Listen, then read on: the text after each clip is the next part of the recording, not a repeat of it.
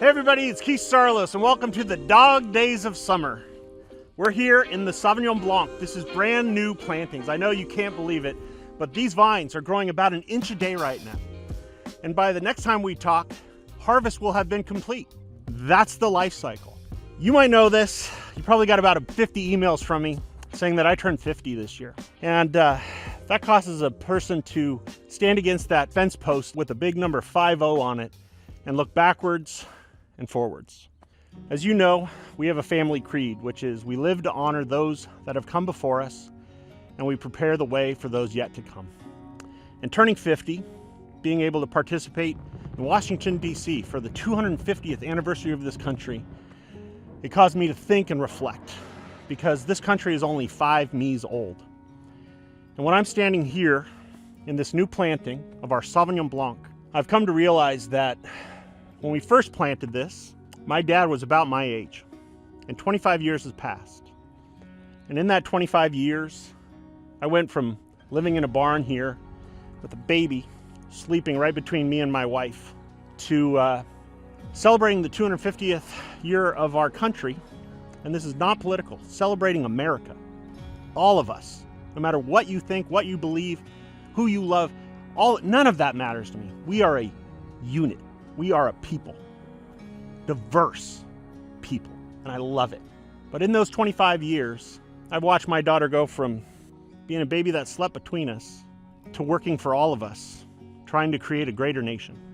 This year, we tore all of this out, all of these plantings from 25 years ago, and we replanted. We brought new life back into the equation. We are honoring the past while we are preparing for the future. And the first wine that will come from this will be Brie's, which leads me to our very first wine, Brie Brie. On the label, you'll see a little teeny munchkin of a kid with a little wand, a fairy, who believed in magic, who believed in dreams. One of the most exciting parts of anyone being a parent is looking down at your kids and seeing wonder, and wonder in their eyes about where's their life gonna go. Wonder in their eyes saying, I could go anywhere, I can do anything. And we as parents foster that in our kids. You can be anyone you want to be. If you want to be president of the United States, and I'm saying it right now, maybe Brie will be. I can't tell you. But if she chooses, I will 100% back her to do it. When she was that little kid on that bottle, she was the same little kid that was running between these rows. And when she was 4 and 5 years old, we'd come out and pick the Sauvignon Blanc grapes from our El Camino Real vineyard. We tasted. And she walked home. Came to the tasting room after school. I said, hop in the car. So we hopped in the Pinzgauer. We drove out to the vineyard. We started tasting fruit off of it. And I said, do you think it's ready? And she goes, I don't know. And there's a great little video we'll cut in right here of Brie talking about how she decides when to pick. Who decides when our grapes are ready to be picked? I do, and How do you know when they're ready to be picked? I taste the seed. Well, I chew them, and I spit the seeds out in my hand. So if they're green, they're not ready. If they're brown, they're ready. If they're green and brown, it means they're almost ready. And when do we decide to pick? Who says time to pick? I do. You do? Mm-hmm. Oh. And do you have any brothers or sisters? One brother, he's one. And what is he going to be when he grows up? What do we hope? We hope he's gonna be just like my dad. Because she made that decision. My dad, myself, and this little beautiful little 5-year-old girl with all of her life ahead of her would walk out here, taste the grapes, and I go, what do you think? She said, I don't know. I said, well, if it's too tart, it means the acids are too high, and what we want to have during this maturity of these summer months is we want the acids to drop, and we want the sugars to come up, and we want the maturity of the fruit to come in, and we want brown seeds, and when you taste it, you're just gonna know. You're just gonna know.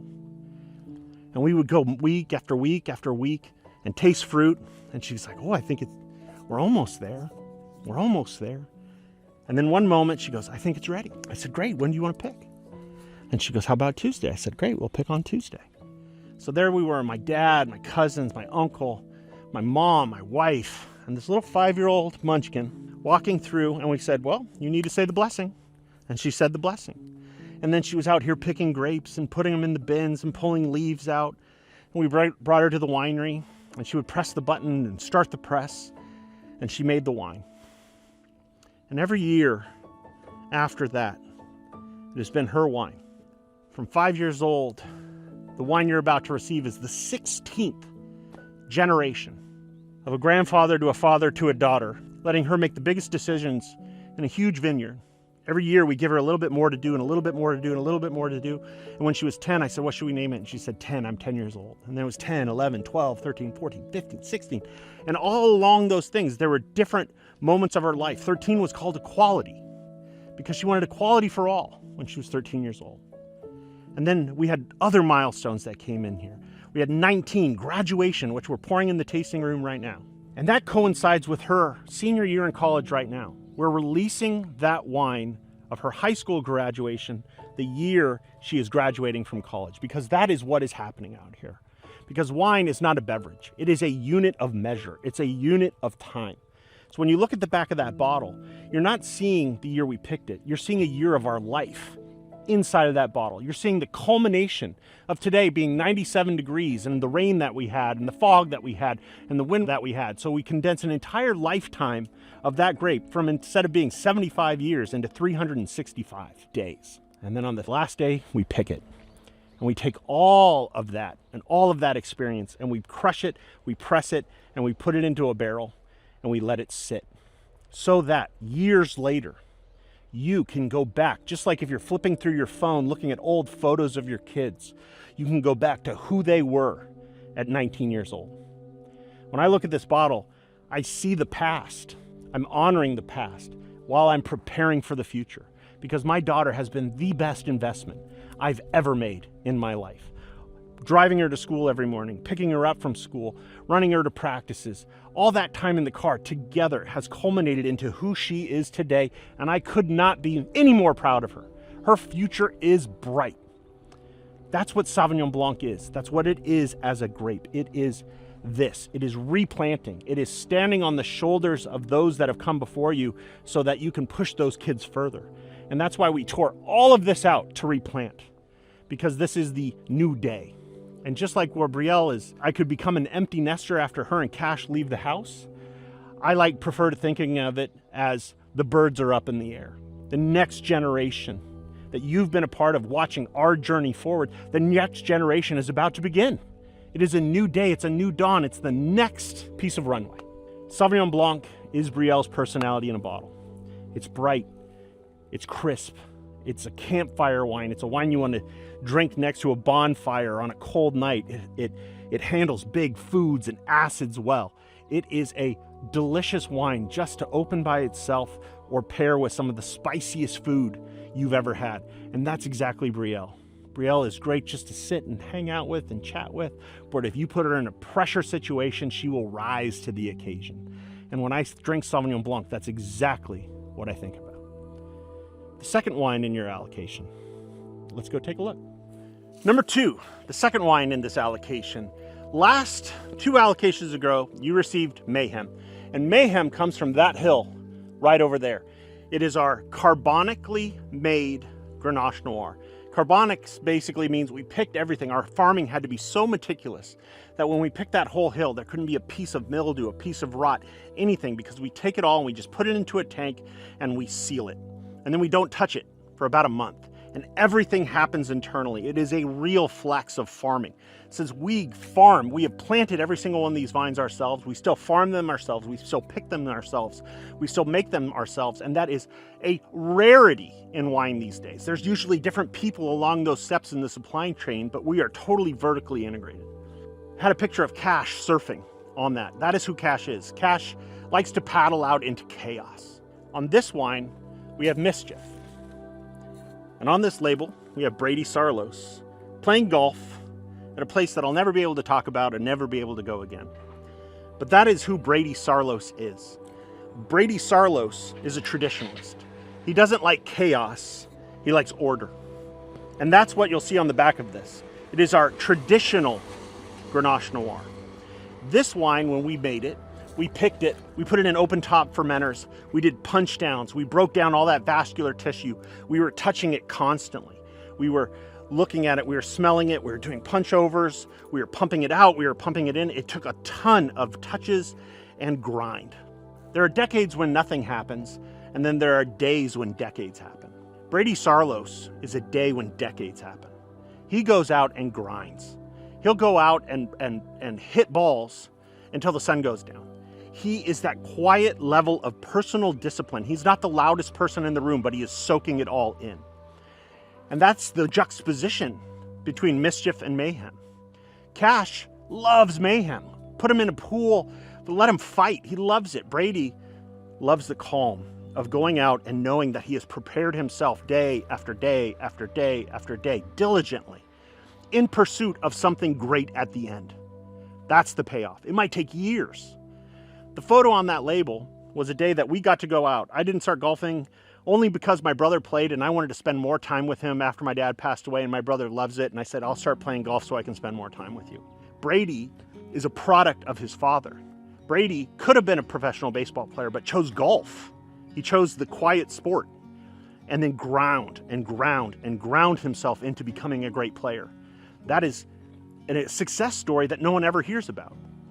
That was the day that Brady beat his dad for the first time. A triumphant moment in a young man's life.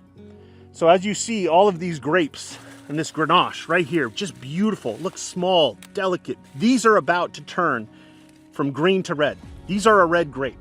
And as veraison takes place, it will let us know that the acids are coming down, the sugar levels are coming up, and the maturity of the fruit's happening. And that's what you see on that bottle. That is Brady maturing into the man he's going to become. And this is veraison. This is puberty, right? So all these grapes are green, and now they're starting to show that they're going to turn red. They're turning from green to red, like a banana turns from green to yellow, letting you know it's ready to be consumed. This is the beginning. We've gone from childhood to, teenager. It's fantastic. This is harvest is imminent, right? It's coming. It's just when. You've seen him grow up on the bottles. You've seen Cash grow up on the bottles, and Brady is about to go to college and become a man, become who he's going to be in the future. And we are celebrating that milestone. We grow those grapes here and here. They are from the same stock, but they are going in two totally different ways. Brady is a California kid being raised in Texas, and Cash is a Texas kid being raised in California. And even though they share rows, they are two totally different wines with totally different pursuits and taste totally differently.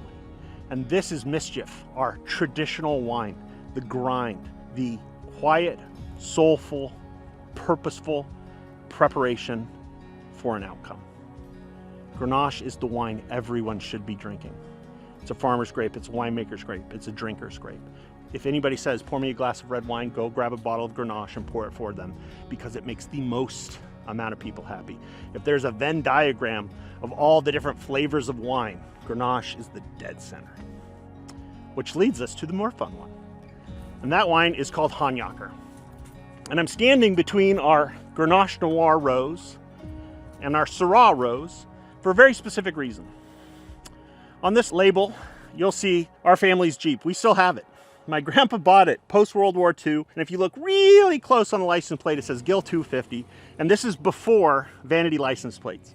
My grandmother found out that down in Redondo Beach, the first three letters of any DMV would be where it was from, and she realized that Gil, G-I-L, my grandfather's name was Gilbert, was down in Redondo Beach. So she got in this little Jeep and drove it down an old dusty road all the way to Redondo Beach back in the 40s and registered it and got the 250 license plate of Redondo Beach, Gil 250. So when my grandpa came home, she goes, take a look. And he goes, Gil, oh my gosh. My grandma probably gave the very first vanity license plate to my grandfather. But if you look on the back of this Jeep is a personification of a Honyocker. If you look really close, there's a go-kart strapped to the back of this little fun machine. You guys might have noticed this, my 1971 Pinzgauer, the Grape Ape. It has its own purple sticker. I have my own vanity license plate, and this is my next generation of this vehicle. This wine only exists because years and years ago, we had a little bit of Grenache Blanc, a little bit of Syrah, and a little bit of Mourvedre left over. We sold all the grapes, but there was just a bit of it hanging. And my dad said to me, I can't handle seeing this hanging on the vine. It's killing me. You got to take it. I said, no. I've already bought more than I could ever need. I don't want it. And he goes, no. You have to take it. I said, well, because I don't get a discount. I pay for these grapes, even though I work them. He said, listen, you got to take them. I said, I don't want to pay for them. He goes, I'll tell you what, you don't have to pay me until you sell it. And I said, yeah, that's a pretty good deal. So we went back out, a small little group of us with the tractor and some bins on the back, and we picked some Grenache Blanc that was hanging, and we threw it into a bin. And he said, let's go get the other bins. I said, no, let's just go. And then we drove into these rows. We grabbed the Syrah from these rows. We threw it right on top. And then we grabbed the Mourvedre and threw it right on top of that. He goes, what are you doing? I said, we're making a field blend. He said, nobody's ever made this before. Grenache Blanc, a white grape, and Syrah and Mourvedre, red grapes. And he goes, what are you, it's basically, I was just picking up what was there, and I'm like, we're going to make a casserole. We'll see if this is good or not. And the truth of the matter is we waited. We gave it a lot of time and effort and everything in the winery. And we were tasting in the barrel, and I'm like, yeah, the old man might have been right on this one, which is hard to admit. And finally we bottled it, and we put a picture of a Honyocker, which is someone doing something insane. That's kind of what the word Honyocker means. In a dirtier way, it kind of means a shithead, right? So a Honyocker is a word that my grandma would say because she would never call anybody a shithead. But when you were a kid and you got a new car and you would do burnouts in front of the house, you were Honyocking. If you were jumping off the second story of a roof onto a trampoline over a wrought iron fence and a bunch of concrete into a pool, you could be Honyocking. If you were taking baseball bats and then putting pillows around them and duct taping them tight and then putting on life jackets and wearing football helmets and then going in the backyard and beating the crap out of your little brother, you're probably Honyocking. Me and my brother used to fight so much that my parents bought us boxing gloves and just said, go outside. So Honyocker is just mischief and mayhem put together in one bottle. So this, as it says, proprietary red, this is a beautiful summer GBSM, Grenache Blanc, Syrah, and Mourvedre. Usually you drink a GSM towards Thanksgiving with some big meals. This is the summer version, baby. This is what is so great about being 18 and being alive in the summer. It's going out and getting into mischief and getting into mayhem and hanging out on the back porch and watching the sun go down and putting a steak on at 8 p.m., watching baseball games. Your kids are screwing around. Maybe you're at the lake. Maybe you're at the beach. Maybe you're going camping. This is the wine you bring along. This is the fun time wine, because this does not exist anywhere else on the planet. You cannot find another Grenache Blanc, Syrah, and Mourvedre anywhere. No one's nuts enough to do this, but we do it, and it is fantastic. The fourth wine in this allocation is special because if you are red only, I have something to share with you. We only have 2 white wines ever in all of our shipments. One is Mom, our Grenache Blanc, and one is our Sauvignon Blanc, Brie Brie, or my daughter. So you have the sharpness of youth and the roundness of maturity. Those are the only 2 white wines you're ever going to get in our shipments. But if you are red only, we have a beautiful little wine, and it is Grenache Noir, and it is Syrah. This is 60% this and 40% this. And that's exactly the percentages in which we have them in our vineyard. So this is another field blend. We're not adjusting the numbers. This is this whole vineyard in one bottle. It's all of mischief. It's all of mayhem. It's all 3 of our High Hill, our Fat Man, our Little Boy terraces, all brought together. So now, when you pop this bottle, you are drinking this whole place in one bottle. And the name of this wine is called Little Mitts. And this is the cutest photo we've ever put on a bottle. So, that is Cash Saarloos when he was just a little kid. And on my work gloves, I have Saarloos written across the knuckles so everybody knows they're mine. I was coming home from harvest one night and my gloves in my pocket, and this little guy ran up and tackled me right about here, and we hit the floor. My gloves come out, it says Saarloos across them. I have a Sharpie in my pocket, and I pull it out and I write Saarloos across his little mitts. This is why you see all of this. We honor the past, we prepare for the future. This kid is now this tall. His back is this wide. He's an absolute monster of a human being, and we have raised the contradiction. We raised someone who is strong yet soft, someone that puts his arm around his grandmother and holds his mother's hand, a tough guy that when I hug him kisses me on the face and says, "I love you, Dad." He is someone that good men want to stand next to and bad men do not want to get in front of. He puts everyone else in front of him. He puts everybody else first. Even now, we just have a wine club, and you got the email, where Cash Saarloos, and his cash is crushed because he's going to be a senior this year. Last year you helped us do it, where for one day, Cash Saarloos came to me and said, "Dad, how much money do I make making the rosé?" And I said, "I'm not telling you that." He said, "Well, however much it is, my team gets $0 for water polo, and I'd like to donate all the money I made working on this wine to my team." He says, "We before me." And how can you say no to that? So last year, we sold a huge amount of rosé in one day, and you fully funded an entire water polo team at San Ynez Valley High School. This year, Cash is going to be a senior, and it just is over by the time you're reading this, but we did the exact same thing. Because our rosé comes from right here, and it's put inside the bottle. Cash and his little skull as a little teeny kid when he was this age. And Cash fully funded his entire water polo team yet again due to his selflessness. Saarloos is what we wrote across his knuckles, but this is what he's living up to. As my grandfather said to me, "What's your name?" And I said, "Keith Saarloos." And he said, "No, your name's Keith, but the Saarloos belongs to me. Your job is to shine it." My dad said the same thing to my son and my daughter and my nieces and my nephews. What Saarloos and Sons is not a wine company. We are a time machine company. We take our hard work, I'm sweating now, it's 97 degrees, and we take all this effort and love, all the touches we make to each one of these vines, and each one of these vines, even these, we regrew from shoots off to the side and then cut off the old vines so the new vines could have a future. Rather than tearing all of this out, we regrew an entire vineyard from kicker canes. And look at it. Look how great this looks. Because we honored the past and we prepared for the future. That's what Saarloos and Sons in. That's what you're a part of. Your families. You are time machines. We're all building it one day at a time.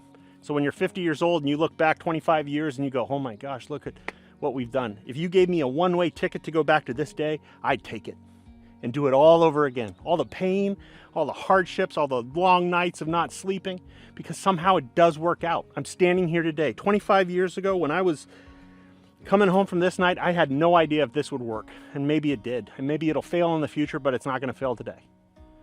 This wine is a 2023. If you think back to 2023, we were just at the tail end of COVID, still home, still scared, still locked in, not knowing what was going to happen, but here we were, growing grapes and making wine. Through all of that turmoil and chaos, something beautiful came out of it. So each one of our wines, Brie Brie, the little fairy that's grown up and is taking on the world, to Mischief, the quiet grind and tradition of perfection personified in a bottle, to Honyocker, to living life all the way out, all the way to its fullest. And if you're red only, and anybody can buy this, we have little mitts where you can stand and you can look back and see these little hands grow into some big, huge fists. That has been our 2026 allocation. I could not be more proud of these wines. And if you are in the family, thank you. Because you, our hard work that we've done out here, has provided for the kids that you see on these labels. It has pushed them forward out into the world so that they can make the world a better place. And that is exactly what they're doing. We have raised good kids, and they are going to raise great kids. And isn't that what every generation wants? Their kids to do a little bit better or a whole lot better because of the hard work that you put in day after day after day, so they can see over fences you never even imagined possible. This has been Keith Saarloos, Saarloos and Sons. Live to honor those that have come before you and prepare the way for those yet to come.